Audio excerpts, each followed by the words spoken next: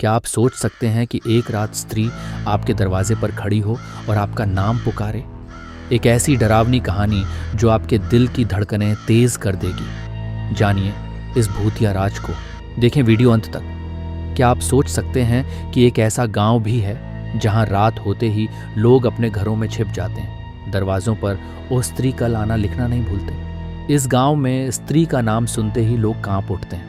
कहते हैं कि वो भूतनी आज भी गांव की गलियों में भटकती है, अपने साथ हुए अन्याय का बदला लेने के लिए। इस वीडियो में हम आपको बताएंगे उस भूतिया गांव की सच्ची और खौफनाक कहानियां जहां स्त्री का साया अब भी मंडराता है। जानिए क्या हुआ जब एक अजनबी इस गांव में आकर स्त्री से टकरा गया। तो कहानी का राज खोलने के लिए अंत तक जुड़े रहिए हमारे साथ, क्योंकि ये कहानी है सच्ची और बहुत ही खौफनाक। अर्जुन को गांव आए अभी 2 दिन ही हुए थे, लेकिन यहाँ की कहानियों ने उसे बेचैन कर रखा था। स्त्री का नाम सुनते ही लोगों के चेहरे की रंगत उड़ जाती थी। अर्जुन को यह सब अंधविश्वास लगता था। उसने ठान लिया कि वह खुद इन अफवाहों की सच्चाई का पता लगाएगा।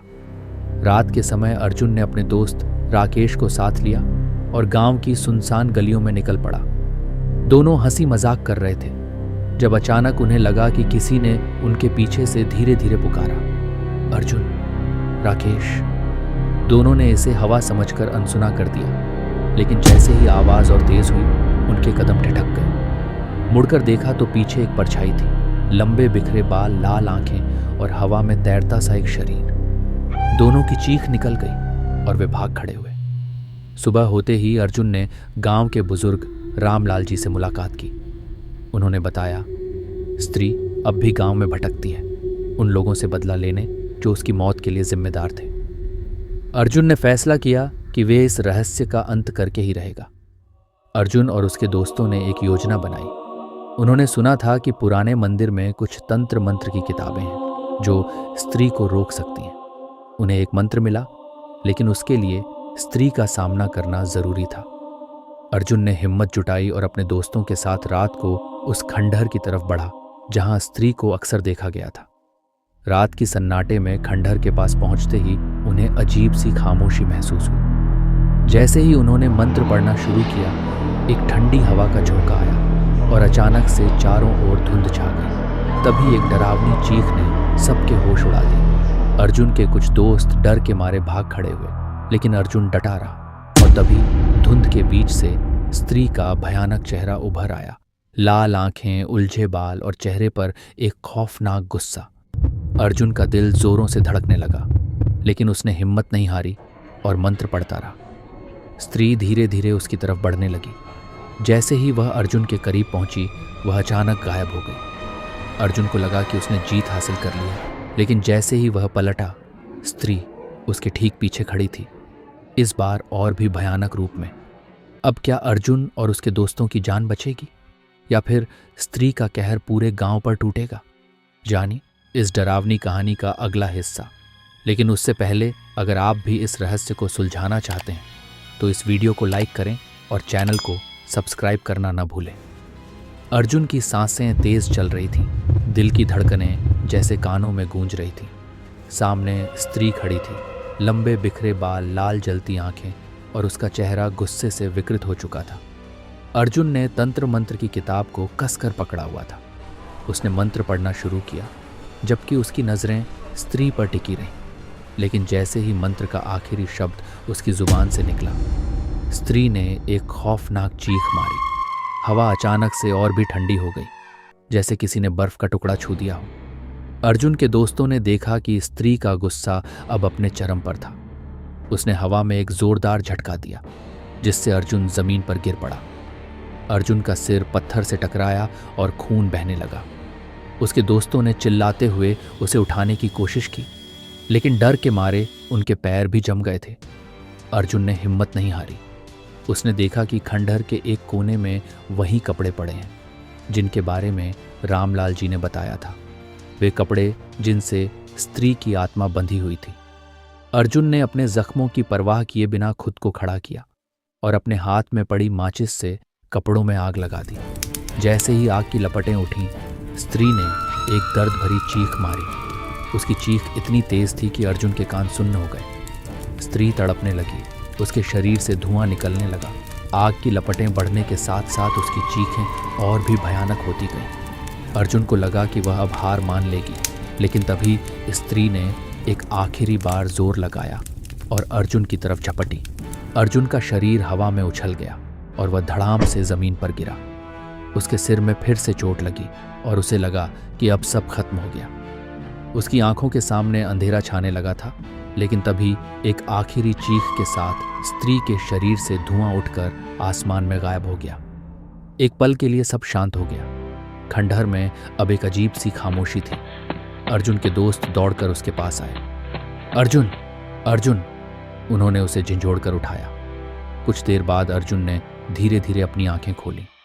उसने देखा कि स्त्री का कोई नामो निशान नहीं था, जैसे वह कभी थी ही नहीं। उसकी आत्मा आखिरकार मुक्त हो चुकी थी। लेकिन सवाल ये है, क्या यह सच में अंत था, या फिर स्त्री का कोई दूसरा रूप अभी भी कहीं छिपा है? क्या वो कभी वापस आएगी? ये रहस्य अभी भी बना हुआ है। अगर आप जानना चाहते हैं कि आगे क्या होगा, तो हमारे चैनल को सब्सक्राइब करें और इस वीडियो को लाइक और शेयर करना न भूलें। अर्जुन की आंखें धीरे धीरे खुल गईं। चारों ओर धुआं और राख बिखरी हुई थी। अर्जुन ने महसूस किया कि अब स्त्री की खौफनाक मौजूदगी गायब हो चुकी है। दोस्त उसे सहारा देकर खड़ा करने लगे और गांव वाले भी धीरे धीरे वहां इकट्ठा होने लगे। सभी के चेहरे पर राहत की लकीरें थीं, लेकिन साथ ही एक हल्की चिंता भी थी। गांव के बुजुर्ग रामलाल जी अर्जुन के पास आए। उन्होंने उसकी पीठ थपथपाई और कहा, तूने गांव के लिए बहुत बड़ा काम किया है। लोग तुझे हमेशा याद रखेंगे। अर्जुन ने मुस्कुराते हुए सिर झुका दिया। उसकी हालत बहुत खराब थी, लेकिन उसकी आंखों में संतोष की चमक थी। गांव वाले अब उस खंडहर को छोड़कर मंदिर की ओर बढ़ने लगे। मंदिर में पूजा और आरती का आयोजन शुरू हो गया था। अर्जुन और उसके दोस्त भी वहां पहुंचे। पुजारी ने गांव वालों को आशीर्वाद दिया और कहा, आज हमने स्त्री के आतंक को समाप्त किया है, लेकिन हमें सतर्क रहना होगा। हमें अपने आप को हमेशा सुरक्षित रखना होगा। अर्जुन ने मंदिर में आरती के दौरान ध्यान लगाया और भगवान से धन्यवाद किया, लेकिन उसकी मन में एक अजीब सा डर बना हुआ था। उसने अपने दोस्तों से कहा, मुझे लगता है कि हमें अभी भी सावधान रहना चाहिए। स्त्री का अंत हो सकता है, लेकिन उसके डर का अंत इतनी आसानी से नहीं होगा। गांव वालों ने अर्जुन की बात मान ली। उन्होंने मिलकर फैसला किया कि वे हमेशा एक दूसरे की रक्षा करेंगे और किसी भी खतरे से निपटने के लिए तैयार रहेंगे। अर्जुन ने देखा कि गांव के बच्चे अब खुशहाल होकर खेल रहे थे और उसकी आंखों में हल्की सी मुस्कान आई। वह सोचने लगा, शायद अब ये लोग चैन की नींद सो पाएंगे। लेकिन फिर भी हवा में एक अजीब सी खामोशी थी। ऐसा लग रहा था जैसे कोई अभी भी उस गांव में छिपा हो, या फिर स्त्री की आत्मा का कोई और हिस्सा कहीं भटक रहा हो। अर्जुन के मन में सवाल उठ रहे थे, क्या यह सच में अंत था, या फिर इस कहानी का एक नया मोड़ अभी बाकी था? सभी ने राहत की सांस ली, लेकिन एक बार फिर से खामोशी ने गांव को घेर लिया। क्या स्त्री का खौफ अब खत्म हो चुका था, या फिर यह सिर्फ एक शुरुआत थी? जानने के लिए जुड़े रहिए हमारे साथ। अर्जुन और उसके दोस्त मंदिर से बाहर आए, जहां पूजा और आरती के बाद गांव वाले एक छोटी सी दावत का आयोजन कर रहे थे। गांव के लोग अब राहत महसूस कर रहे थे और बच्चे खुशी से खेल रहे थे, लेकिन अर्जुन की आंखों में एक हल्की चिंता की चमक थी। अर्जुन ने रामलाल जी से कहा, हमने स्त्री को हराया, लेकिन मुझे लगता है कि गांव में अभी भी कुछ अजीब सा है। रामलाल जी ने गंभीरता से जवाब दिया, तूने सही कहा, स्त्री का अंत तो हुआ है, लेकिन उसके आतंक की छाया अब भी लोगों के दिलों में है। हमें हमेशा सतर्क रहना होगा। गांव में धीरे धीरे सब कुछ सामान्य होने लगा। लोग अब सुकून की नींद सो पा रहे थे और बच्चे फिर से खुश थे। अर्जुन और उसके दोस्त महसूस कर रहे थे कि गांव के कुछ हिस्सों में एक अजीब सी खामोशी छाई हुई थी। अर्जुन ने अपने दोस्तों से कहा, हमने एक बड़ी लड़ाई लड़ी है, लेकिन हमें यह नहीं भूलना चाहिए कि कभी कभी समस्याएं खत्म नहीं होती, वे बस छिप जाती हैं। हमें हमेशा सजग रहना होगा। दोस्तों ने उसकी बात मानी और तय किया कि वे गांव की सुरक्षा का ध्यान रखेंगे। अर्जुन ने गांव वालों के साथ मिलकर एक विशेष पूजा आयोजित की, जिसमें सभी ने स्त्री की आत्मा की शांति के लिए प्रार्थना की। पूजा के बाद गांव में एक नई उम्मीद और शांति छा गई।